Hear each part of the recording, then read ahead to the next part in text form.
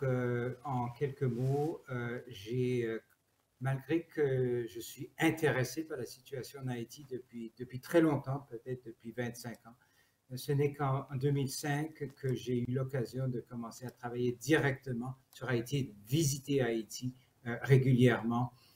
D'abord dans le cadre d'un projet de recherche sur la consolidation de la paix, où en Haïti, on travaillait avec des collègues à l'Université de Notre-Dame d'Haïti, et par la suite sur une série de projets de recherche appliquée sur la police et les défis de la sécurité publique en Haïti.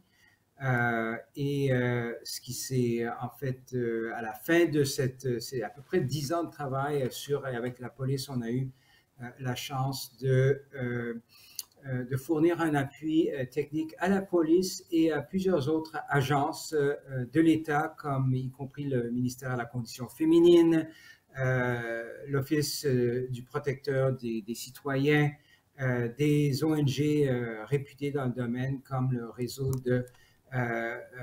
national de défense des droits humains, etc., RNDDH.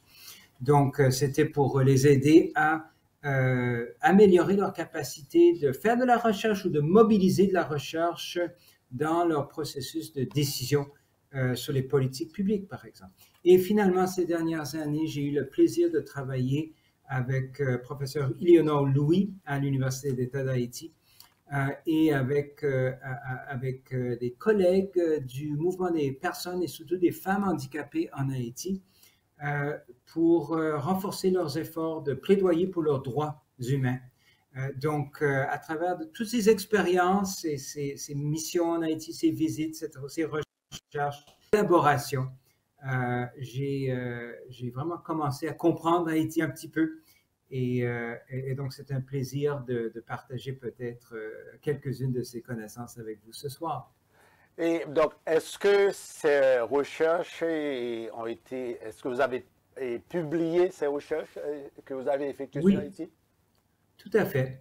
Donc par exemple, pour commencer avec les recherches plus récentes, voilà un an déjà, avec ma collègue, professeur Dominique Masson, et notre collègue, professeur Eleonore Louis à l'Université d'État d'Haïti, nous avons publié un très bel article sur les mobilisations des femmes handicapées en Haïti, leurs acquis et leurs défis. Et donc, cet article est disponible dans une revue scientifique. Je pourrais vous envoyer la référence si ça pourrait intéresser vos auditeurs éventuellement. Auparavant, Eleonore et moi, on avait publié un article sur le mouvement des personnes handicapées, donc pas juste des femmes, mais des personnes handicapées, leur historique et encore là, leur lutte, pourquoi ils et elles se sont organisés, pourquoi ils ont fait du plaidoyer auprès de l'État, par exemple pour la loi de 2012 sur les droits des personnes handicapées et pour la mise en œuvre de cette loi et d'autres, des normes internationales, etc. Donc, chaque fois, on a publié soit des articles dans des revues scientifiques ou des chapitres dans des livres entiers, etc. Mais pas seulement ça. Presque chaque fois, nous avons aussi fait de multiples présentations auprès de publics haïtiens et internationaux à notre université d'Ottawa, par exemple, ou publier des rapports, pas pour des universitaires, mais pour des gens pratico-pratiques qui n'ont pas le temps ou l'intérêt de lire des longs articles scientifiques et qui voudraient quelques recommandations très pointues. Donc, on a diffusé les résultats de ces diverses recherches auprès de différents publics en Haïti et à l'international. Et on espère que ça ait servi un petit peu, malgré tous les défis, les contraintes.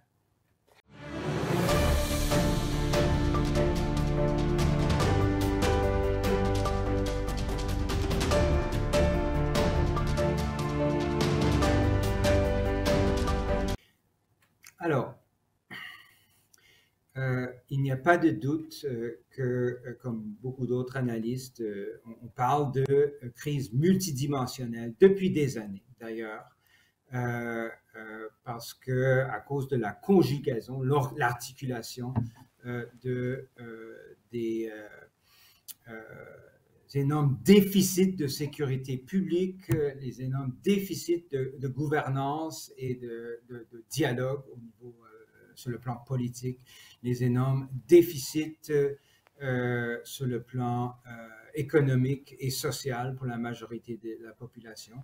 Et maintenant, de nouveau, des autres crises humanitaires, puisque la crise alimentaire, qui dure depuis quand même des années, est devenue très, peut-être le tiers de la population, ou peut-être un peu plus. 4,7 millions de personnes seraient en pénurie d'alimentation ou sans alimentation suffisante selon le PNUD et l'Institution nationale d'alerte en Haïti. Et donc, en plus, maintenant, le choléra. Donc, est-ce qu'elle est inédite, cette crise? Oui, la forme exacte de cette articulation des crises est nouvelle. Est-ce qu'elle est pire que la crise, le tremblement de terre en 2010? Est-ce qu'elle est pire que la crise en 2004, 2003-2004 qui a mené à une grande intervention multinationale d'abord et ensuite onusienne? Est-ce qu'elle est pire que le coup d'État en 90-91? Non. Hein? Je pense que malheureusement, Haïti a vécu toute une série de crises multiformes au cours des dernières décennies. Je pense que le grand défi maintenant, c'est quelles seraient des pistes de sortie, de solutions haïtiennes et internationales à cette crise multidimensionnelle actuelle, quoi.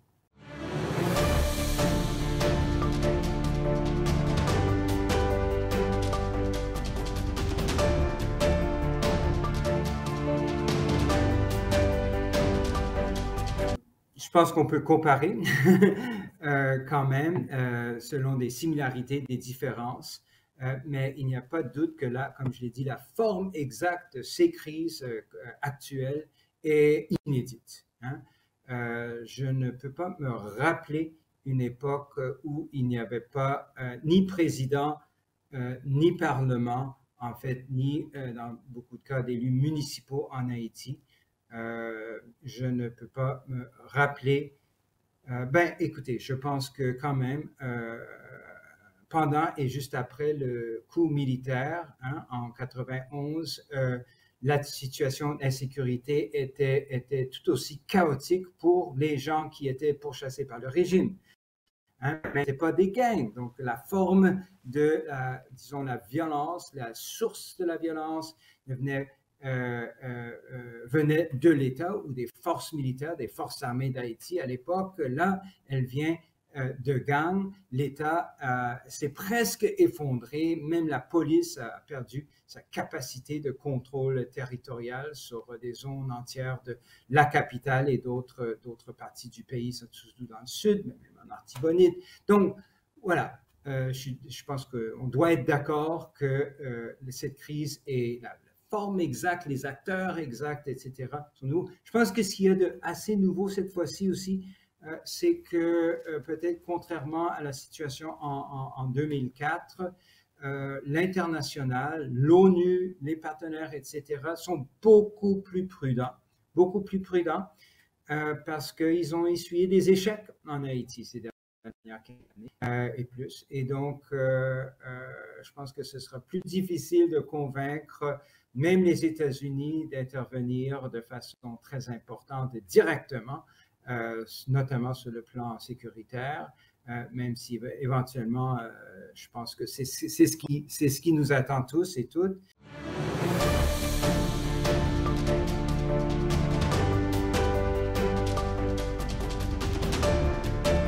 Oui, on le sait. On sait aussi que, comme vous l'avez dit, le Premier ministre n'a pas exactement été élu.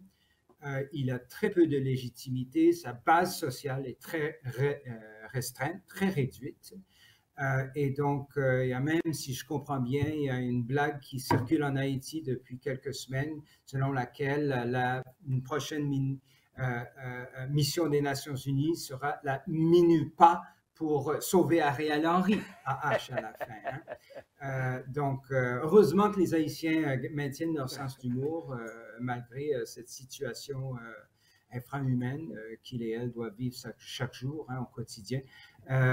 Mais non, sérieusement, on comprend le cri de cœur peut-être du Premier ministre, mais c'était une demande qui n'était, comment dirais-je, qui manquait de crédibilité au niveau interne, sur le plan interne, je pense, avec des secteurs de la population, de l'opposition ou des oppositions. On y reviendra. Et aussi sur le plan international, c'est pas du tout clair que ce soit des forces militaires et surtout pas une autre grande mission onusienne comme la MINUSTAH qui puisse vraiment répondre aux défis sécuritaires et autres actuels en Haïti. Hein. Donc, c'était en quelque part c'est largement vu par les experts, en tout cas, que c'était une demande qui manquait de précision et bien sûr de légitimité interne.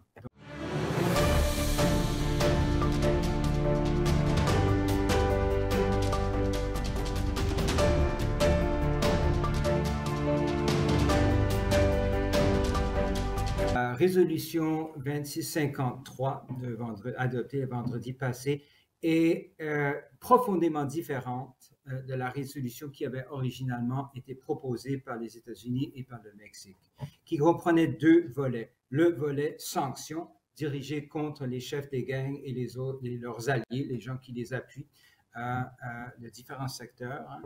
Hein. Ensuite, le volet intervention sécuritaire directe.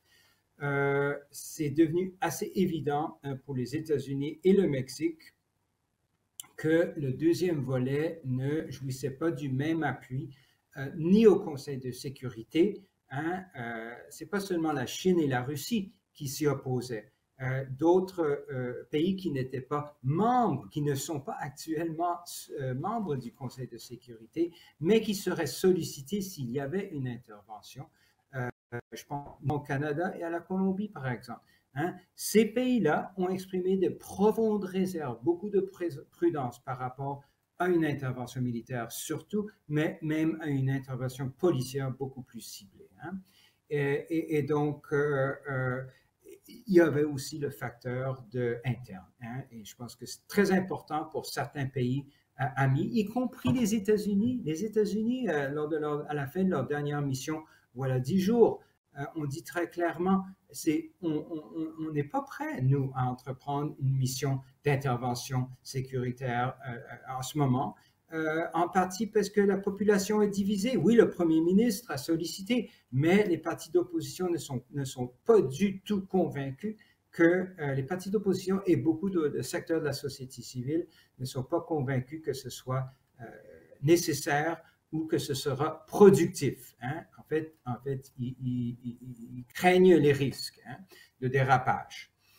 Donc, voilà. Alors, la résolution qui a été adoptée, la résolution originale, le texte a été scindé en deux. Le volet sanctions a été approuvé à l'unanimité, c'est vrai, par le Conseil. C'était très important, hein, mais le volet plus controversé, plus complexe, même sur le plan technique, hein, sans parler de la politique, a été reporté. Les négociations continuent. Il pourrait y avoir une deuxième résolution dans la semaine ou les semaines à venir.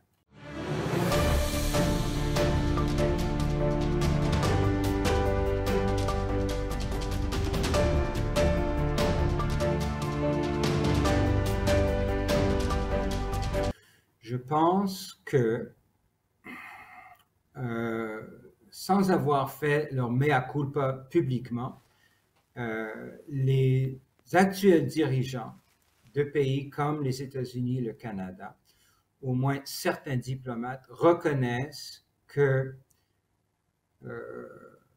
les résultats escomptés pour la MINUSTAH en particulier, mais aussi la MINUJUST et la BINU plus récemment, sont loin d'avoir été atteints et que disons, les incidents, les dérapages imprévus tels que le choléra qui a été apporté en Haïti en 2010-2011 par des troupes népalaises de l'ONU, ont fait énormément de dégâts en Haïti envers les Haïtiens et les Haïtiennes et ont énormément nui à la réputation de l'ONU et à la communauté internationale. C'est pour ça qu'il y a beaucoup de manifestations en Haïti, surtout depuis 2018, où des manifestations, des manifestants qui portent des pancartes demandant le retrait des forces de l'ONU, etc. à l'époque.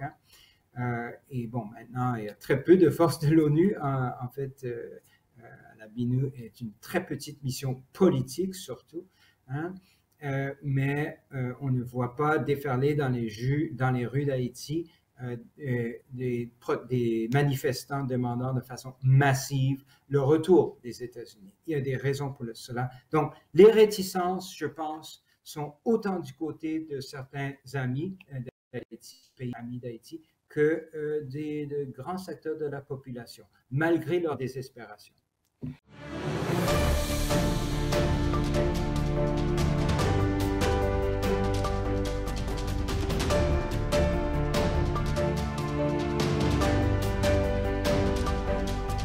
Je pense qu'il faut se rendre compte qu'aucun de ces États est homogène, monolithique, et l'ONU n'est pas homogène, ni la bureaucratie de l'ONU, ni l'ONU comme bureaucratie, plus les États mêmes, encore moins homogène, très hétérogène. Et il y a des débats au sein de l'ONU, des agences de l'ONU, et bien sûr au sein de toutes nos capitales, comme il y en a en Haïti. Donc, c'est un rappel important parce que oui, je pense qu'il y a une tendance dans certains secteurs et je dirais, sans vouloir insulter nos étudiants, je dirais que parmi les jeunes, dans les médias sociaux, de caricaturer la communauté internationale comme s'il y avait une grande conspiration contre Haïti et qu'ils sont tous d'accord pour en fait reproduire des erreurs du passé, le colonialisme du passé, etc. Donc, pas que ce soit complètement fictif, cette idée.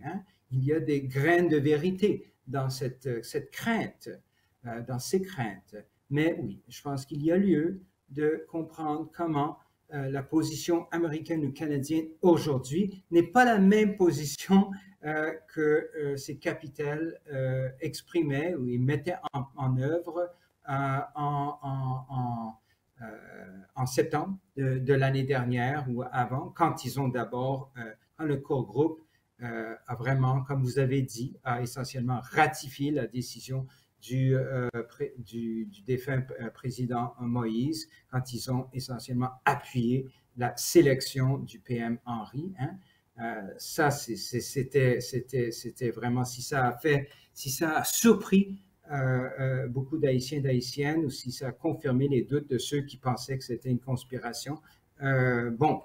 C'est bel et bien passé. Mais aujourd'hui, je pense que, il y a des leçons qui ont été tirées. Au sein de chaque pays, on a eu des débats. Je peux vous garantir qu'à Ottawa, on a eu beaucoup de débats en privé et en public à cet égard et que j'ose espérer, je pense avoir remarqué, observé que nos diplomates, notre Premier ministre, ont tiré des conclusions, ont appris des leçons par rapport aux erreurs du passé qu'ils et elles ne veulent pas reproduire maintenant et dans les semaines, dans les mois, dans les années à venir.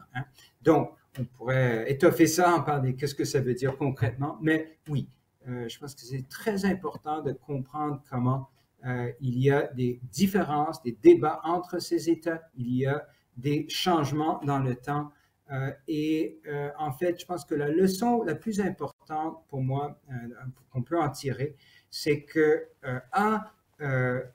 cela offre aux Haïtiens et aux Haïtiennes une marge de manœuvre pour essayer de construire cette solution à la haïtienne, surtout sur le plan politique, même si je suis d'accord avec ceux et celles qui disent que Haïti, l'État a besoin de renforts sur le plan sécuritaire en ce moment, des renforts très ciblés et très circonscrits, pour les opérations anti-gang à Vareux et autre part. Mais je pense que c'est très important de reconnaître que, comment dirais-je, l'incertitude, les débats au sein de la communauté internationale offrent aussi une opportunité aux Haïtiens, aux Haïtiennes de, pas seulement de continuer le dialogue, mais de négocier des accords de transition, menant éventuellement à peut-être une administration transitionnelle, un électoral provisoire, transitionnel, mais légitime, qui organisera peut-être l'année prochaine des élections d'où pourrait sortir un gouvernement plus légitime. Donc, voilà, je pense qu'il faut voir, c'était important de voir comment ces débats au niveau interne, sur le plan international aussi offrent des opportunités qu'on espère que les Haïtiens et les Haïtiennes de différents partis, tendances politiques pourront en profiter de façon vraiment constructive pour le bien du pays.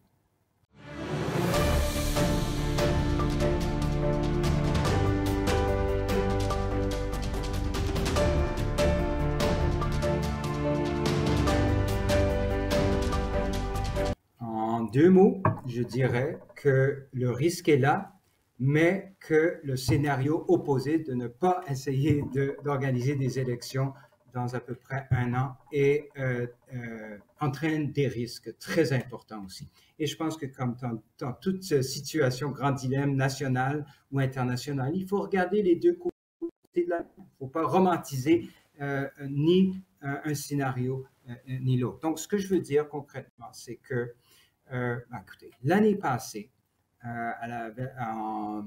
toute l'année passée, en 2001. Au début de l'année, l'ONU disait, le Canada disait, il faut que Ariel Henry organise des élections pour qu'il y ait un nouveau gouvernement en place le 7 février 2022, à la fin du mandat élargi de 5 ans du défunt président. Donc, là, j'étais parmi les maintes voix qui disaient, attendez, mais ne vous pressez. Les élections en septembre, c'est impensable, à moins qu'il y ait une nette amélioration du côté sécuritaire, à moins qu'il y ait un accord politique avec un nouveau conseil électoral provisoire qui permette les partis d'opposition de se sentir à l'aise, participer dans ces élections-là. Et ces conditions n'existaient pas. Fait que j'étais parmi les voix qui disaient que les conditions n'étaient pas présentes pour organiser des élections en 2021. Mais écoutez, combien d'années est-ce que ça fait que les Haïtiens, les Haïtiens attendent un gouvernement légitime, représentatif, qui puisse s'atteler à s'attaquer aux problèmes de fond du pays. Est-ce que les faire attendre 3-4 ans de plus, est-ce que ça va vraiment améliorer la situation? Vraiment, je pense qu'il faut penser très, très clairement aux options, pas seulement les problèmes avec option A, mais aussi les problèmes avec les alternatives aussi. Et pour moi, attendre 2-3 ans de plus, ce n'est que prolonger, ce ne serait que prolonger des Haïtiens et par extension les défis, les problèmes de la communauté internationale. Donc, pour moi, ce n'est pas impensable que s'il y a assez de volonté politique, que le gouvernement actuel et les autres parties prenantes de l'accord du 11 septembre puissent négocier, pas juste dialoguer, mais négocier un accord politique avec le groupe Montana, protocole, etc., élargi, pour d'abord s'accorder sur une feuille de route de transition, une feuille de route qui inclurait, comme je l'ai dit, le remaniement du CEP pour qu'il réponde aux attentes minimes des partis d'opposition et pas seulement du parti au pouvoir ou des partis au pouvoir. En même temps, ceci devrait et pourrait aller demain en tandem avec le rétablissement de la minimum de sécurité publique requis pour que les partis puissent faire campagne, pour que éventuellement les électeurs et les électrices puissent se sentir à l'aise pour sortir et participer aux élections, 1, 2 tours, etc., etc., sans avoir une peur bleue d'être kidnappé, d'être tué, etc. Donc, pour moi, c'est pas impensable, hein, mais en plus des investissements techniques, financiers, sécuritaires, etc., que l'État et la communauté internationale sont déjà en train de faire, il faudra vraiment que le gouvernement, puis les partis d'opposition, les forces vives de l'opposition, pas seulement les partis politiques, fassent preuve d'une capacité de négociation et de conscience du bien collectif et des dangers de reporter ad infinitum les élections. Hein? Pour moi, c'est faisable dans 18 mois ou moins. Et en fait, n'oublions pas que même le groupe Montana contemplait un échéancier de 2 ans, ceci à l'automne passé. Hein? Donc là, les Haïtiens ont déjà perdu 6 mois. Donc, ça laisse 18 mois, ce qui est, même si je ne sous-estimerai pas les difficultés, hein, pour moi, c'est un échéancier réaliste. Hein, et je pense pour beaucoup d'autres citoyens et citoyennes haïtiennes qui aimeraient voir une fin à cette crise éventuellement, et pas une continuation du chaos, comme vous avez dit au début, et de l'incertitude dans laquelle ils et elles doivent survivre, quoi.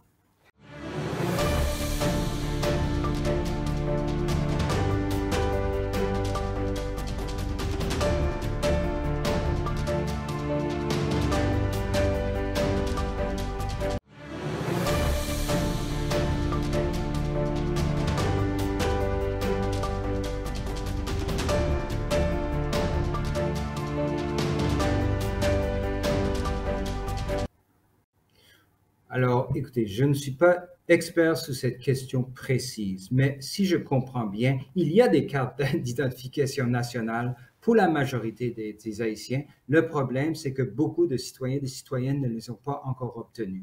Et ça, c'est un problème récurrent à chaque élection. Vous avez raison. Hein?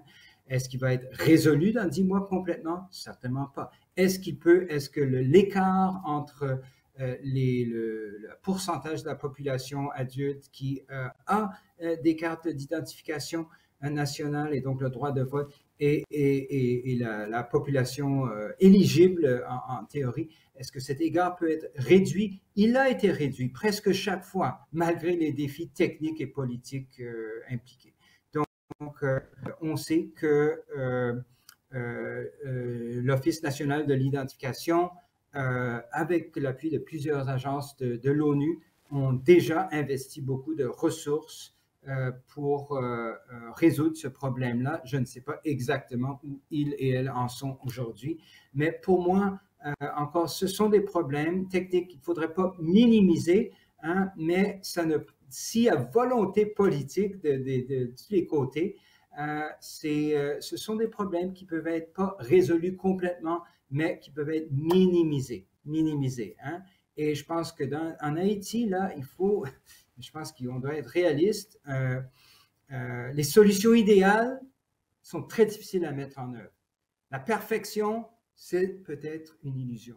Donc, hein, je pense que tout le monde doit faire preuve de plus de réalisme et de bonne volonté pour essayer de l'avant avec la construction de solutions aux problèmes techniques comme celui du manque de carte nationale d'identification et surtout de mettre en place un accord politique ou une série d'accords politiques sur un processus transitionnel qui permettra aux parties prenantes, aux partis politiques, aux principaux partis politiques, aux forces vives qui les soutiennent,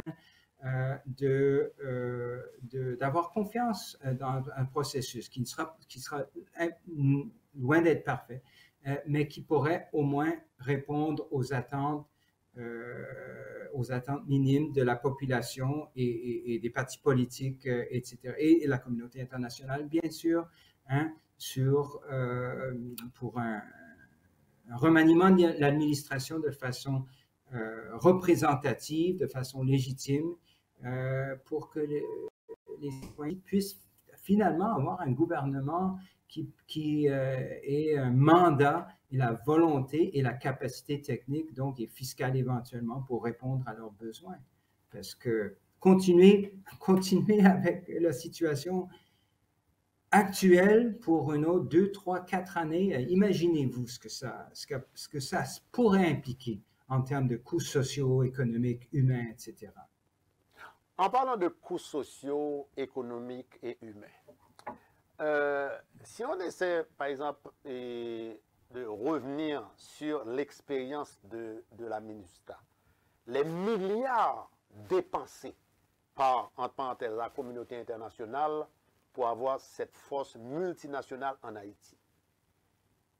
Au lieu d'avoir cette force militaire internationale, si cet argent peut-être était investi dans des secteurs productifs, ce que la communauté internationale n'a pas fait au cours de ces 20-25 dernières années de présence en Haïti. Les problèmes qu'on parle aujourd'hui, de problèmes économiques, problèmes sociaux, etc., est-ce que si la communauté internationale avait investi dans les infrastructures économiques et sociaux, est-ce que vous pensez que Haïti, on n'aurait pas un autre pays actuellement? Peut-être. J'ai élevé ma voix et j'ai publié des opinions, voilà déjà 5, 6, 7 ans, selon lesquelles la MINUSTAH n'était pas la réponse appropriée. La MINUSTAH qui avait 10 000, surtout hommes, militaires, policiers et civils à l'époque, n'était pas la réponse appropriée aux problèmes, aux besoins d'Haïti, ni sur le plan sécuritaire, ni sur le plan développemental. Ça a pris trop longtemps, à mon avis, pour l'ONU d'arriver à la même conclusion. Et donc, je pense que beaucoup de ressources ont été mal investies, beaucoup de temps a été perdu au détriment du développement d'Haïti. Mais écoutez, c'est toujours facile de blâmer l'ONU et surtout la communauté internationale quand il s'agit de l'Occident, des pays du Nord. C'est très populaire. Mais regardons ce qui s'est passé avec l'argent du Petrocaribe. Ça, c'était pas des pays du Nord. Ça, c'était de l'argent, la coopération du Venezuela, investi dans quoi? Des infrastructures, des grands projets d'infrastructures, des barrages, l'électricité supposément, et des projets moins importants, des projets agricoles, la route reliant les Cailles à Jérémie, etc., etc. Qu'est-ce qui s'est passé avec cet argent? Est-ce que c'est les Vénézuéliens qui l'ont mal investi? Dites-moi, qui l'a mal investi? OK? C'est complexe parce que c'est pas seulement une administration, hein? On aime étiqueter ou placer tout le mal du côté de l'administration de M. Moïse, qui a pris sa part, il n'y a pas de doute, mais les administrations antérieures, Martelly et Préval, ont pris leur part aussi. C'est sous Préval que ce mécanisme de coopération Petrocaribe a été mis en place. Et ces ministres, je ne vais pas les nommer, c'est des gens que je connais, hein. Ces ministres, certains sont aussi indexés d'avoir participé à cette corruption, d'avoir en fait mis les mécanismes en place qui ont permis de profiter encore plus. Donc, quelle conclusion est-ce qu'on peut en tirer? Oui, l'ONU a fait des erreurs stratégiques, commis des erreurs stratégiques. Hein? On est beaucoup à leur avoir dit cela, voilà des années. Oui, les bailleurs, les Américains, les Canadiens ont aussi commis des erreurs stratégiques à travers le ministère, mais aussi par l'entremise de notre diplomatie, par l'entremise notamment de notre appui à l'élection dans laquelle M. Martelly est sorti le vainqueur, même si ce n'est pas lui qui aurait dû sortir le vainqueur. Alors, on reconnaît ça, mais reconnaissons que le problème est plus large.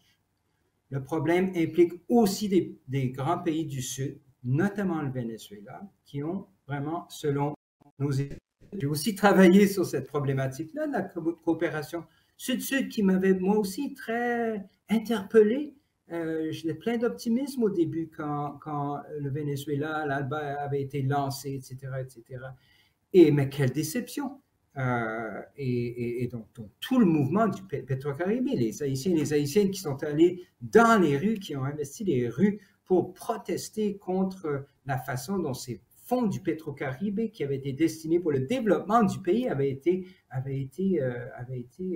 mal utilisés par certaines élites bien placées. Hein? Voilà. Rappelons-nous que c'est comme cette belle expression en anglais, takes two to tango. Hein? Rappelons-nous que c'est l'interaction souvent entre les erreurs et parfois les abus de la communauté internationale et les erreurs et les mauvais choix des acteurs, de certains acteurs, surtout des élites nationales, hein, qui a amené Haïti au bord d'un gouffre de nouveau. Hein? Et donc, c'est les acteurs internationaux qui doivent changer leur façon de faire. Hein? C'est pour ça que nous, on a déconseillé l'envoi d'une autre grande mission comme la MINUSTAH. Hein? Ça fait 1 an et demi qu'on déconseille, hein? Et à cause de ce qui s'est passé dans le passé, avec MINUSTAH surtout. Hein? Mais aussi que les acteurs nationaux doivent assumer leurs responsabilités. Hein? Et ce n'est pas seulement le gouvernement de facto, ce serait trop simple. It takes two to tango là aussi. Alors, je ne veux pas simplifier, certainement que vous, en tant qu'Haïtien dans la diaspora, vous connaissez beaucoup, beaucoup plus les fins détails de toutes ces tractations, toutes ces personnes et leur agenda complexe. Mais c'est en tout cas, avec le recul peut-être d'Ottawa ou de Mexico aujourd'hui, qu'on essaie d'y voir un peu plus clair, non seulement par rapport à la responsabilité partagée pour les grandes erreurs du passé, mais aussi la responsabilité partagée pour ne pas reproduire ces erreurs dans les semaines, dans les mois et dans les années à venir. Vaccin COVID-19 là approuvé pour Timoun 5 ans ou soit plus grand. C'est plusieurs milliers de Timoun qui ont participé dans le test qui prouvait vaccin sain et sauf et puis efficace.